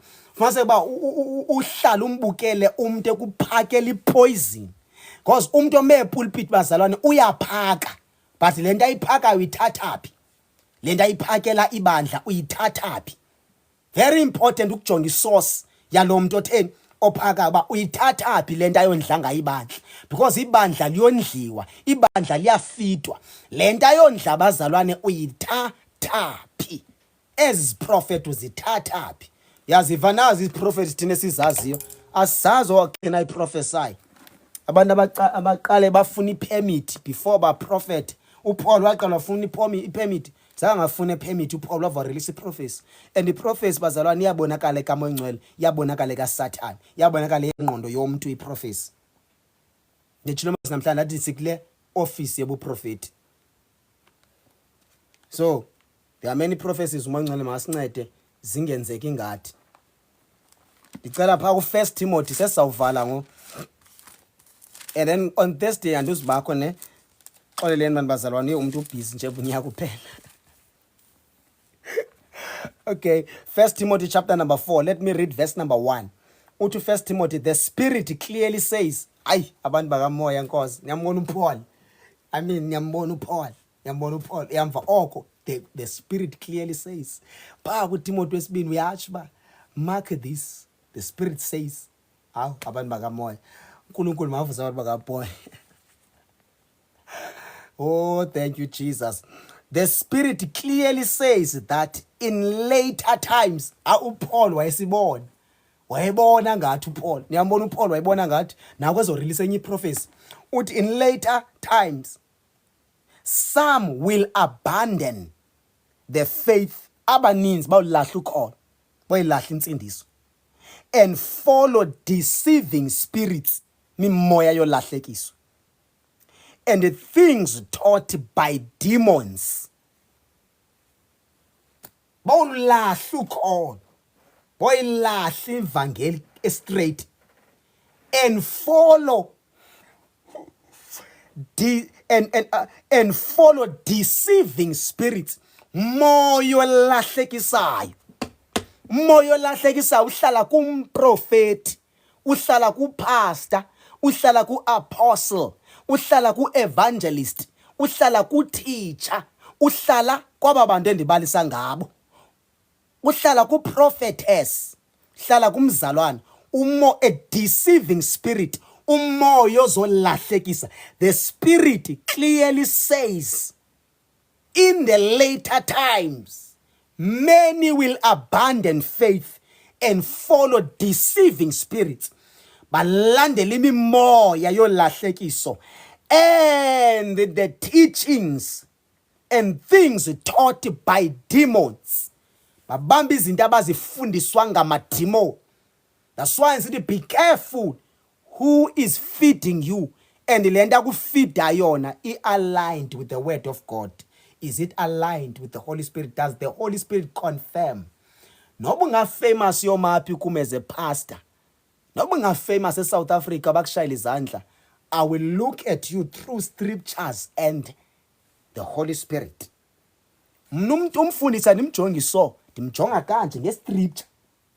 Noba uyatrenda, noba uthi ndimjonga ngescripture, because yaba utrend ube famous ulide ibandla elikhulu uthandwe eSouth Africa. It does not matter. It does not mean uhamba noNkulunkulu. It does not mean ungalingena izulu. It does not mean ubomi bami safe under wena. Just because you are famous, you are well known. If I can see kunento ezininzi ocompromise kuzo, I have to be careful kuwe. Because already compromising, i-compromise yenye izinto ezokuvalela izulu. Yava kuthiwa abantu bolandela imfundiso zamadimoni bazawuphuma kwimfundiso yamanyani balandela imfundiso zamadimoni. Jonga, let me show you something. Ukubave la abazali bathi ke na ke yu ndandingekakhuli kodwa ndikhulile ngoku.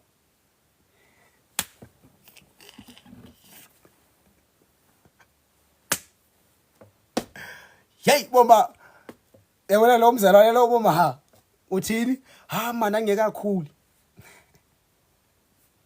nakhula naphuma kwezo ndikhulile mina ndikhulile ngomna ndangekakhuli ngoba endadlala ngexesha lami ndakhula. Wow lo mzalwane, let me tell you something. Wow bomnotice akasenayi influence, insindiso yena yakhe ayisenayo la weight yokusindiswa, ayisenayo la ncasa lanti mnandi selehlabelela selethandaza noba wenza ntoni, noba ubhala istatus ka WhatsApp sinomoya we pleasure. Awukho la moya kaThixo, la anointing. Lanto xa ufunda istatus asibhale ku WhatsApp uvuba there is something touching me in these words because vela in the heart of God. Ifoto zakhe uthi ndakhulu bangajonga never. Wow. qha unendlela azijustifya ngayo ukuwa kwakhe akakhulanga wawa. Kunabantu abahamba noThixo esiba rejectayo, kunabantu esiba approveayo abangahambi naThixo. There are many people esiba approveayo but baxabana kudala noNkulunkulu, and as a result abaziyotshona bodwa kwaSathane, bazotshona nawe because you idolize them, you worship them. Iqala ngalento oziworshipa wena, muyizo worship abantu. Ungazi undiworshipe, ngazi undikhonze, wenza mistake enkulu uyawuthi uyandikhonza because nami ndiyitarget kwaSathane, nami ndiyitarget. Kodwa ke ngegama likaJesu whatever Sathane izama isoze ipase, he will fail. Yabona mhlikonza namhlanje ndiyayithanda, imnandi yazi apha kum. Ndiyayithanda because nami nikhumbuza into ezininzi. Yebo lo uDecember wami uzaba mnandi. Uzaba mnandi kakhulu because ndibe ngihlele noNkulunkulu. Yonke into ndizifundisa ndishuma lapha ndifuna uyozijonga mna. Uthi hey into ezingabe ndishumela Nkosi ndinjani mna kuzo. Ndizawubuyela kwaba live naba bapha ku YouTube. Ndimane ndiyozijonga mna. Ndizabe ngingasathethi nawe, ndizabe sendithetha nami. Ndithe kule ntshumayelo ndinjani mna moya ingcwele. Examine. Thank you so much. Uthi mna ndinjani. Because kunini ndisepulpit ndikhathele isiqondo ipulpit. Andizafuna ngome epulpit nami. Abaninzi bakhona abantu abafayithela ume epulpit. Abafuna ushunyayeza. Ukhona umuntu ohlala eshumayela bathi lo muntu lo inobuka shunyayezwe lo muntu. Because kubalekile sometimes kuhlale phansi ushunyayezwe. And uphenduka uye kwi-altar call. Uyophakamisa izandla ukhale because ungumntwana kaThixo. Xa ungumntwana abantu abaninzi bangapha bashiye ukholo namhlanje balandela imfundiso zamadimoni. Akutsho mna kutsho uPaul. uPaul the apostle uchaza into ayiboniswa uMoya Ingcwele in the last uthi yava uthi the Spirit clearly says in later times some will abandon faith bolahla ukholo. Bola yobaninzi abalahle ukholo. Kune war between ivangeli yakudala nevangeli entsha. Ayikho ivangeli yakudala, ayikho ivangeli entsha. There's only one gospel. Ayichinji noba igeneration ingatshintsha abatshintsha abantu kutshintsha isystem tshintsha izinto, but the gospel does not change. The word of God does not change. There's only one gospel in every generation, one qha gospel. So ukhole war ba ayikhona yakudala ikhona entsha, ayikho lona kutheni one gospel. Ya understand kwabazama uthi xa besithi yakudala nentsha. So then ba understand ba iwar iphi. Yayibo. Xa mna engqondweni yami ayikho lona ba eyakudala nentsha. Mna qha ndinalapha ba qha there is only one gospel. One gospel, one introduce. And we have to be careful bazalwane maninzi amademon in the last days. Ndicela ke siyovala ngoMatthew chapter number 24. Matthew chapter number 24 sivala ngaye namhlanje. Nami ndikhathele ngeke. Yo. Nomzimba wami ubuhlungu. Matthew chapter number 4. Matthew chapter number 24. Let me read verse number 9. I'm going to read verse number 9. And then you will be handed over to be persecuted and put to death, and you will be hated by all nations because of me. If you are still preaching the true gospel of Jesus and the word of God without compromise, you will be persecuted and hated. Kule generation. This generation will hate you. This generation will persecute you. This generation will not understand you. Koqala abasindisiweyo before abangasindiswanga, they will hate you because ushuma into emchana enhlizweni. Siyamazi umprofeti uMika. Abona abaprofeti abayi400 babe prophet into eyi1 bawuthixo nawe beprofeti ukumkani ubani. Dilelo mkumkani bemprofeti ba konjalo njalo. uMika wayeprofeti inhliziyo kaThixo. Kunomnye wafika wamshaya ngempama. Wathi ayikho into uyiprofetayo. Okuprofeti into ezinegative ngenkosi. Indlela uSathana, indlela abazalwane bangoku abazoyenza ngoku. Umuntu oshumayela inhliziyo kaThixo indlela zikaNkulunkulu ngendlela eright is not understood. Ubona ngathi uyaraka, ubona ngathi uyashiyeka, ubona ngathi usemva. Because akanawo lo moya wokuphapha, lo moya wepleasure, lo moya we-entertainment. Because uMoya Ingcwele ukwenza ube ne-self control. umoya ongcwele ukwenza ube gentleman, ube gentle, because umoya ongcwele ugentle. Umoya ongcwele ukwenza uzirespect, uzithande, uzihloniphe. Umoya ongcwele ukwenza akakwenza ukuzinhloni, into eyishame. Umoya ongcwele xa unomoya kaThixo, ungene umoya kaThixo, azenza into eziyishame, akakuphilisi nakanjani. Pleasure, ukuphapha, ukuphakama, ukufuna ukuvela, ukufuna ukubonakalisa, ufuna uba ngcono, zonke izinto zale generation zigcweleyo. Yebo, leyo foto yokita noba ndiyathandaza nami ndini-40 noba ndiku-day 9 namhlanje. Bazalwane, namhlanje ndiku-day 9 we-fasting. Siyabuya kodwa ke siyazama. Ayi naba abantu bedlala naba abantu bedlala. Hayi, if ufuna iphila kakuhle evangeli, you'll be persecuted. Pastors will persecute you. Abazalwane will persecute you. Prophets will persecute you. Your family will persecute you.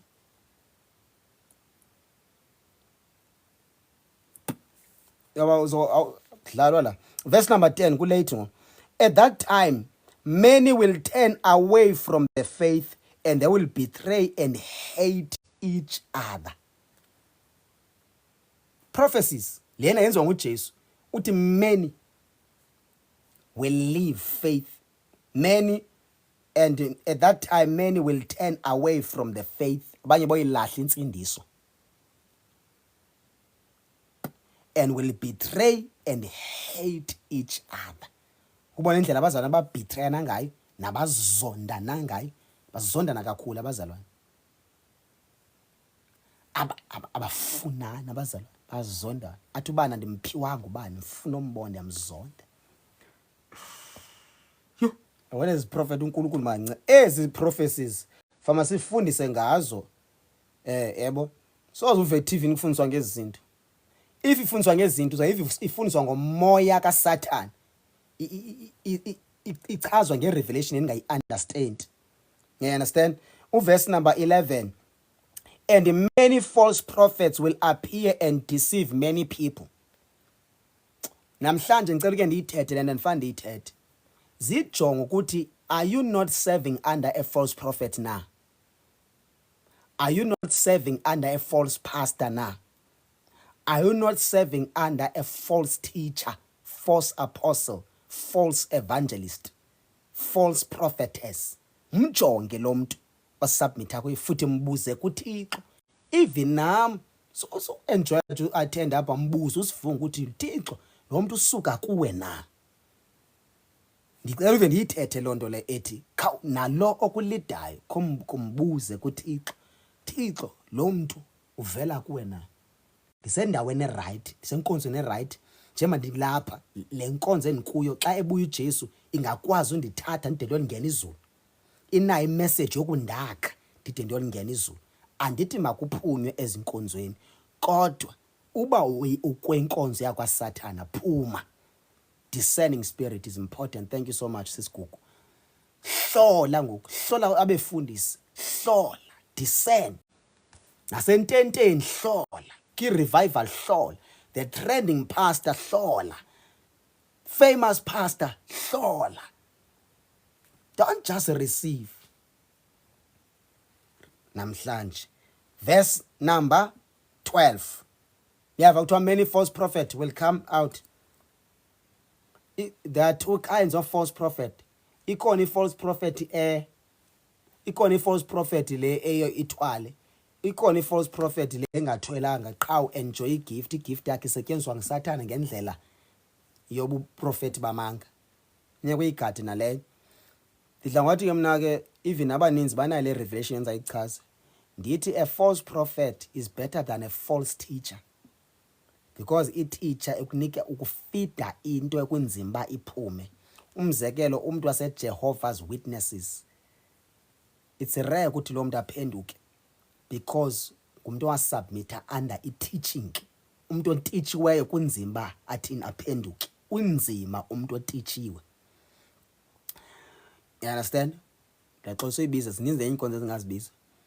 Ukhona umuntu bangajonga lo muntu, ya, uhlobo ateachwe ngalo unzima ufanele umoya ongcwele. ba kanjani amandazi arala nithandaze eqangayo ayikhona abaningadebate amavesi uyawazi zambizelela isivesi andibizelela ezi7 ndimbizelela ivesi andibizelela ezi19 ubomba ayi mandimyeke arala nithandaze ngaye uNkulunkulu enze ngendlela yakhe ba kanjani nami andazi.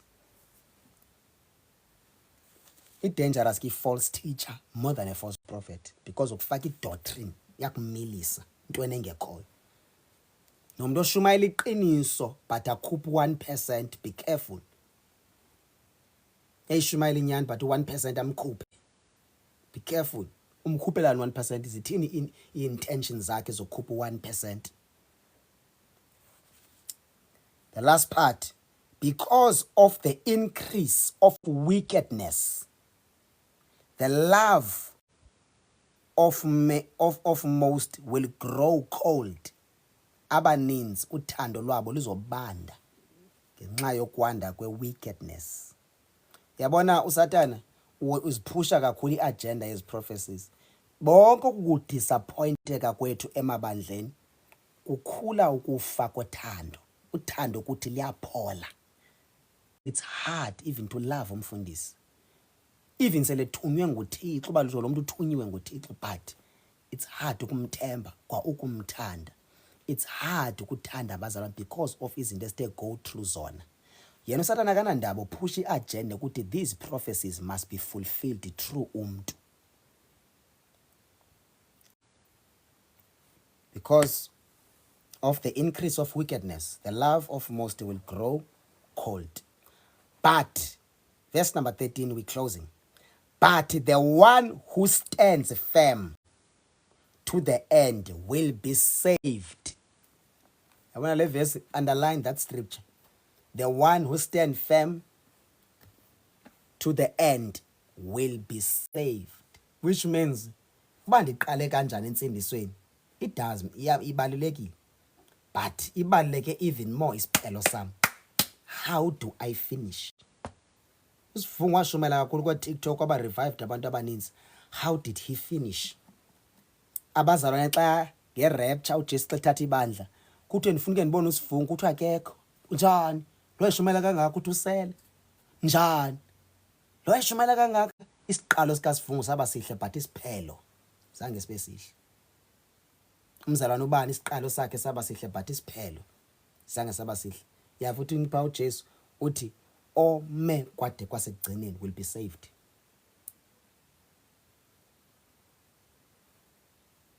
Ome kakuhle kwi-race noba uma noshayeka uphinde uphakame ushayeka uphakame but isiphelo sakho.